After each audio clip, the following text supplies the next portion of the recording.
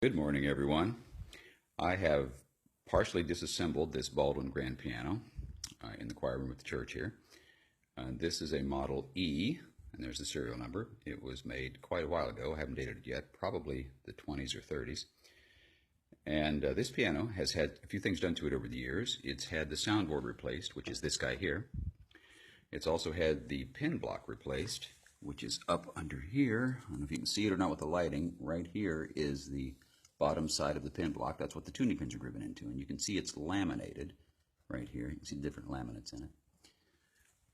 And the problem that we're having here is that about 30 years ago, when this was redone, the tuning pins here have become loose in the pin block from years of humidity changes and being tuned.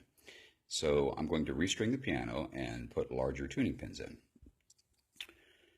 So then I'm going to loosen all of these one by one, all the way down, and then take the coils off of the tuning pins, and then take my wire cutters and clip them, and then pull them all out, and then replace them. And you can see someone here before was very kind to me, and they put string size numbers right. This is number 13 right there. That's a string diameter of about 31 thousandths of an inch. And here it says 13.5. That's where the size graduates. That's 32 thousandths. There's size 14, which is 33 thousandths, and so on. All the way up in the plain wire down here to, I think, size 21, before we switch over to the wound strings.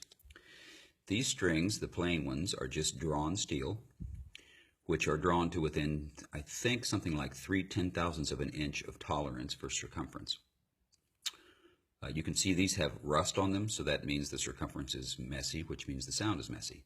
And then you jump over to, these are copper wound strings. You can't really tell that they're copper because they've faded. But there's a steel core and then a copper winding that goes, I think in this case, counterclockwise.